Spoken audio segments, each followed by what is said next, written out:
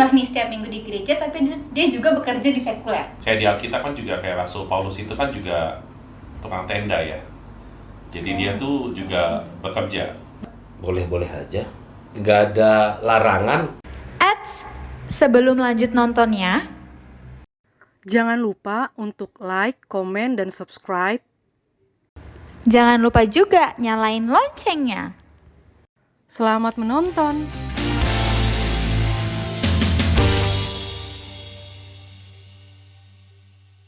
Oke, menyambung pertanyaan yang sebelumnya, ini masih bahas soal gereja juga, tapi ini lebih ke orangnya, pendetanya.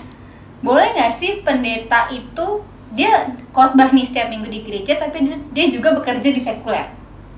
Menurut Om Roy gimana? Boleh nggak, Om?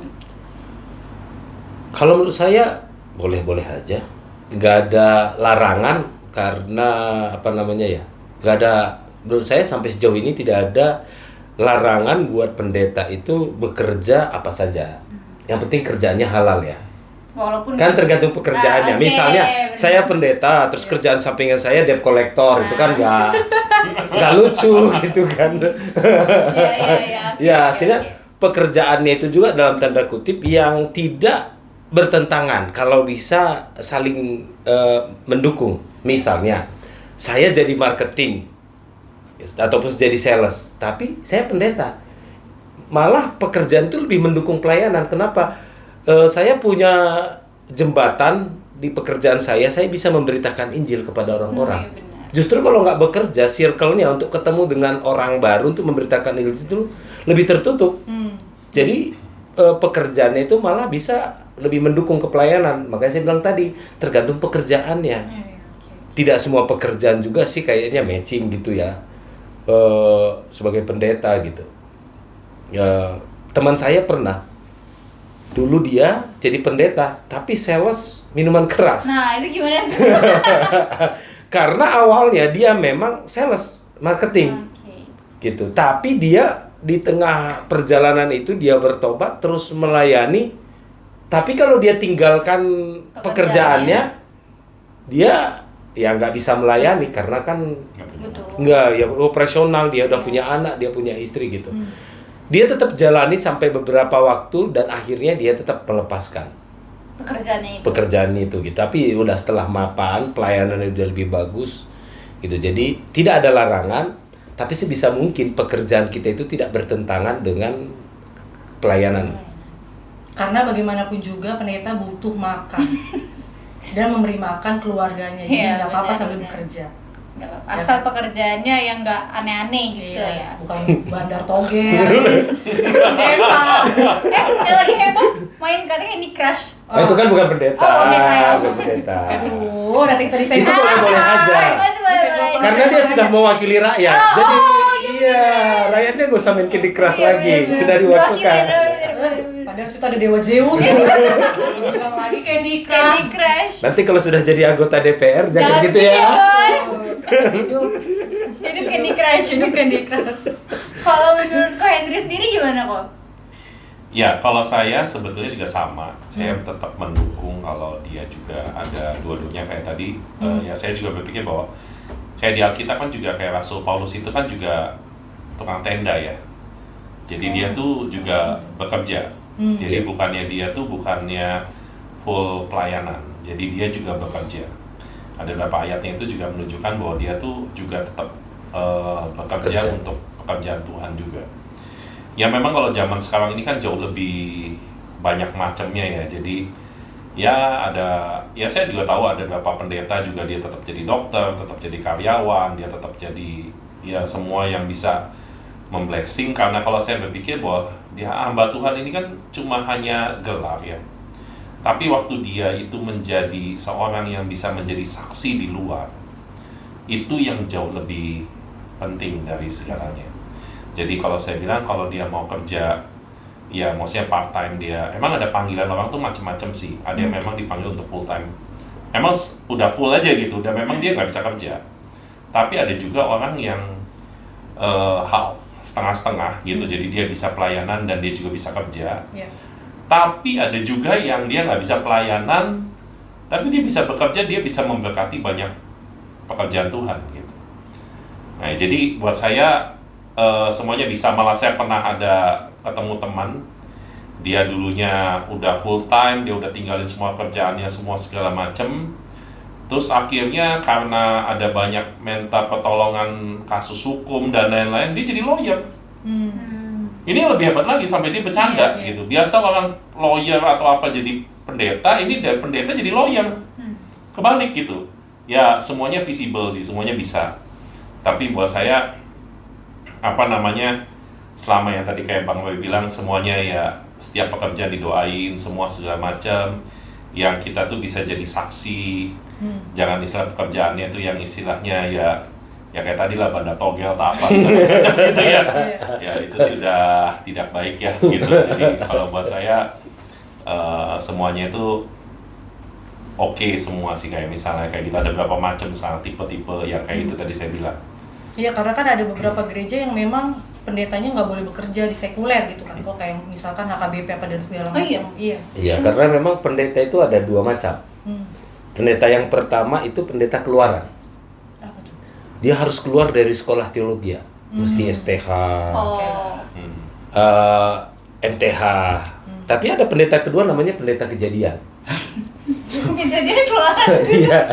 Pendeta kejadian ini tidak pernah sekolah pendeta, tidak pernah sekolah Alkitab, tapi di tengah pertobatannya dan kerohaniannya akhirnya jadi melayani.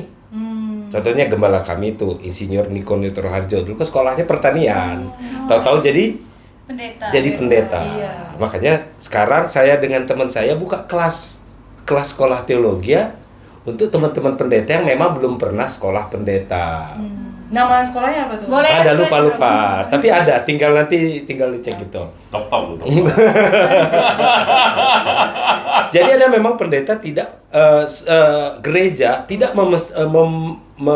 mewajibkan seorang gembala itu harus sudah sekolah teologi terlebih dahulu gitu, enggak. Tapi setelah jadi gembala sudah bergelar pendeta, baru berikutnya dia sekolah gitu. Jadi bisa, karena gelar kependetaan dengan gelar akademis itu kan dua hal yang berbeda. Gitu, gelar akademis itu dari sekolah, kalau gelar kependetaan kan dari gereja. Gitu. Jadi ya memang ada dua hal itu gitu. Tapi rata-rata begitu mereka dapat jabatan pendeta, sejauh ini sampai hari ini sih semuanya sekolah. Sekolah lagi ya. Apalagi sekarang kan online bisa, sekolah malam bisa gitu. Jadi tergantung mana duluan. Walaupun ujung-ujungnya sekarang pendeta semuanya udah punya gelar akademik lah gitu. Walaupun sudah 50 tahun tetap sekolah. Karena juga sekarang sebenarnya sekolah udah banyak kan, STT. Sudah sangat banyak. Ya, tapi ini memang sekarang nih ini belum ditetapin sama pemerintah ya. Jadi kasus-kasus di agama-agama lain itu yang banyak sekali pengajar-pengajar agamanya itu yang mengajarkan di luar jadi di luar agamanya itu. Jadi kayak misalnya untuk teroris apa segala macam gitu ya. Jadi sekarang itu memang akan dibuat peraturan bahwa semua itu kan lebih jadi pengetahuan seorang pendeta atau pengetahuan seorang pemuka agama itu mereka tuh harus ada pendidikan akademis. Pendidikannya, iya. Pengkhotbah atau penceramah itu harus sudah ada gelar akademisnya. Semua agama. Jadi semua agama itu nanti harus dia ada pendidikan akademisnya, supaya dalam penyampaian semua segala macam itu dia tidak memicu, dia membuat semua damai, dan maksudnya mengajarkan dengan kebenaran aja gitu. Jadi ini akan dibuat seperti itu. Jadi pendidikan akademis itu akan menunjang untuk setiap para yang pengkhotbah semua segala macam itu punya pendidikan akademis. Tidak hanya belajar di YouTube. Iya. Ada yang belajar di YouTube ya? Iya. Wah, ada yang belajar di YouTube tiba-tiba jadi pendeta. Ada banget. Ya sama di pihak sebelah juga kan begitu, belajar di Sebelah YouTube. mana? Ada sebelah belakang. Jadi kalau mau belajar sama Bang Roy dikasih diskon kan nih? DM. Kalau bawa 10 orang satu gratis. Asal 10. Bawa 10 satu gratis. Dapat gelar STH, SPD, MPD, MTH, udah BAM PT. Oh, Om, ada yang unik. Kalau MTH itu di bahasa Batak ada. Apa? Artinya di bahasa Batak Toba. Mata hepengon. Tahu artinya nggak? Mata duitan. Nah, itu mata Astaga. hepengon, MTH, mata hepengon. Enggak, ini cuma buat lucu-lucuan aja. Soalnya kan ada di dulu pelosok-pelosok ada pendeta yang memang mata hepengon. Gelangnya MTH. Dulu kan dulu. Dulu udah nggak ada itu. Kayaknya udah Kan? almarhum. Udah almarhum. Udah almarhum. Udah kena covid. Kenapa sih? Saya nggak ngerti bahasanya. Iya. Enggak kan soal jemaat itu banyak sebenarnya kok yang orang Batak. Iya. Dia nonton-nontonin kita kan. Pasti mereka, wih, Kayak saudara lu semua sih buat yang itu nonton. Emang gue suruh kan. Kalau nggak nonton, wah bahaya. Oke, aku tiba-tiba keingetan ini Om Roy. Aku pernah lihat temenku dia udah khotbah-khotbah keluar ke beberapa kota, bahkan beberapa negara. Padahal dia belum ada title STH gitu-gitu. Mungkin ya pengalaman atau mungkin panggilan langsung dari Tuhan gitu. Mungkin ya. Tapi aku pernah lihat di namanya depannya ada EF. Oh iya. Nah, itu maksudnya apa tuh? Itu nama yang disematkan ataupun kepada orang yang belum mengikuti pendidikan tadi, nggak sekolah.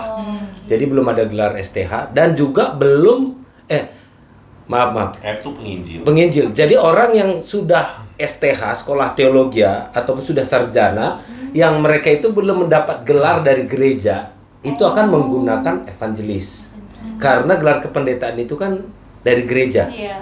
Jadi mereka yang sudah melayani tapi tidak terserap di bawah gereja. Bawa naungan gereja. Gereja. Jadi biasanya menggunakan kata evangelis, penginjil gitu. Kenapa? Karena menjadi penginjil itu setiap orang yang mengabarkan Injil itu adalah penginjil. Okay. Dan mengabarkan Injil itu kan tugas setiap orang sesuai dengan amanat agung. Tapi perlu dari sekolah tadi. Tidak perlu. Penginjil nggak perlu. Jadi kalian ini bisa jadi penginjil bisa. Jadi Oke. EF bisa? Monica Angel. boleh. Oh my god. Tapi ada naungannya. Jadi gini, ini ada satu badan hukumnya yang menaungi entah dia gereja, dan itu gereja tuh ada macam-macam. Ada beberapa sinode itu yang itu punya kebijaksanaan masing-masing. Ya, jadi kalau evangelis itu memang jadi itu namanya evangelis ya. Jadi itu arti Indonesia tuh penginjil. Penginjil. Jadi bagaimana kalau dia mau khotbah, mau kemana itu bisa. Tapi itu pun nanti mungkin ya akan ditertibkan untuk dia bisa juga pendidikan akademik. Nah, cuma nggak bisa kalau orang, gue mau jadi evangelis nih supaya keren namanya gitu ya. Nggak bisa, itu harus ada badan hukum. Atau gereja, atau yayasan, atau badan hukum keagamaan yang menaungi dia. Gitu. Dan itu biasanya nanti dari Kementerian Agama dikeluarkan surat. Jadi nggak bisa kayak asal ya lu evangelis nggak bisa. Tapi bisa diminta gitu. Misalnya orang mengaku evangelis, kita minta suratnya ada nggak? Gitu. Kalau seperti buktinya saya ada dari Departemen Agama itu muncul suratnya.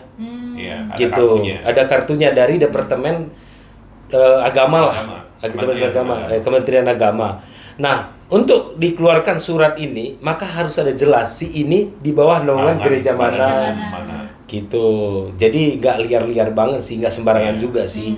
Tapi misalnya berdua ini mau jadi evangelis bisa diurus. Di mana tuh diurus tadi Om Roy? Saya bisa. Tetap sekolahnya Om Roy. Karena nanti begitu itu bikin ulah, gitu kan? Misalnya Iya. Di daerah bikin kristenisasi. Sering terjadi. Nah, itu nanti akan ditanya. Ini siapa yang mengeluarkan? Gitu. Misalnya saya pun tidak berani memberikan rekomendasi ke sembarang orang karena yang memberikan rekomendasi itu karena ikut di BAV akan diperiksa kalau si pemegang kartu ini menyalahgunakan kartunya. Gitu. Tapi memang kenyataannya tidak semua orang menyematkan nama evangelis di depan namanya, tapi dia nggak punya kartu. Nah, banyak yang kayak gitu yang banyak juga yang kayak gitu sih. Banyak hati-hati. EF siapa gitu kan. Tapi kita nggak boleh langsung orang menggunakan paling-paling dia liar nih, nggak boleh juga. Jangan suzon juga, nggak boleh. Walaupun benar ya, Bu. Iya, betul. Jadi supaya namanya panjang, keren, ada gelarnya panjang, ditambahin semua gitu ya. ya. Tapi ini keren juga kali ya. Saya gitu, Evangelis Roy Daniel Sitepu STH, SPD, MPD. Iya. Biar panjang aja. Tapi makin berat sih, nama makin panjang kan makin berat. Makanya saya simple Roy aja lah udah. Karena semakin banyak tahu semakin banyak dituntut. Iya benar. Itu dapat dari mana tadi ya? Tiba-tiba. Ya, seperti itu kira-kira. Lu. Oke, menyambung soal pendeta tadi boleh kerja di sekuler, aku ada pertanyaan satu lagi nih. Untuk Ko Henry dulu mungkin. Ko Henry pasti kerja di sekuler juga kan ya? Iya. Iya, oke. Berarti punya yang namanya anak buah. Iya. Bagaimana Ko Henry sebagai pendeta dan juga pekerja sekuler atau leader di kerja sekuler menempatkan diri sebagai leader dan juga pendeta di sekuler? Ya memang susah sih menempatkan itu semua ya. Cuma mereka ngerti bahwa saya nih sebagai hamba Tuhan, ya kalau di sekuler ya. Jadi saya juga ya kadang-kadang kalau mikir ya lu pendeta lu mesti apa ya, Bye-bye, penuh kasih dan lain-lain Iya, gitu ya. benar. Buat saya ya kita kalau di sekuler ya kita kan ngomong dengan cara yang baik. Kita ngomong ya kadang-kadang kita bisa marah, kita bisa apa segala macam kalau dia nggak benar apa segala macam gitu. Cuma kalau saya melihat bahwa apa yang saya mesti lakukan kepada anak buah saya ya harus ya normal aja gitu. Kalau dia ya kita perlu mendidik, kalau kita perlu ngapain ya kita tetap harus mendidik. Jadi nggak mesti mikir waduh gue pendeta nih gue mesti sayang dia apa gitu ya. Enggak, maksudnya kenapa? Kayak Tuhan sendiri bilang kalau aku menganggap kamu anak, aku kan didik, aku kan pukul. Tapi kalau saya berpikir bahwa ya setiap saya ngeliat anak buah, saya mesti ajarin, saya mesti latih dan mesti didik dia. Gitu sebagai pemimpin yang Tuhan percaya, ya saya menganggap bahwa anak buah saya itu ya saya menganggapnya seperti jemaat atau pengerja saya gitu. Tapi banyak kok kasus, nggak banyak sih, cuma satu temanku. Gue bilangnya banyak. Dia hiperbola. Ada temanku kok, dia tuh papanya pendeta. Tapi ketika di mimbar tuh papanya tuh seolah-olah kayak bersahaja gitu kan, lemah lembut penuh kasih. Tapi di rumah suka ngehajar apa dan segala macam gitu. Ngomongin orang nggak boleh. Enggak, maksudnya ini kan kita studi kasus ya kan. Bukan ngegibah nih, bukan ngegibah. Bukan ngegibah. Nah itu saya balikin lagi bahasa anak mudanya, pendeta juga manusia. Itu soalnya gini Om Roy, ada soalnya kasusnya tadi kan Ko Henry bilang pendeta tuh harus penuh kasih, tapi kan harus adil juga gitu kan. Maksudnya tadi barang siapa ku kasih kan dia akan kutegur dan kuhajar. Jadi kan nggak mungkin juga pendeta pasti penuh kasih senyum terus padahal duit di dompet tinggal 2.000 misalnya gitu kan nggak mungkin senyumnya kan. Mungkin juga lah, mungkin Kenapa? juga. Oh, Mungkin juga. Sukacita kita ditentukan oleh uang. Aduh, mantap inilah. Teori di dia teori. Teorinya beres ya. Misalkan kalau gendera-gendera ngomongnya gitu kan teori aja.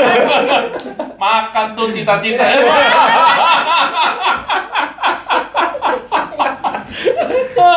Gue butuh makan istilahnya tuh roti dan burger. Sabana. 3 kali Syai Sabana disebut 3 kali. Tapi kan pada kenyataan itu banyak pendeta yang kalau bisa aku bilang sih jatuhnya munafik gitu.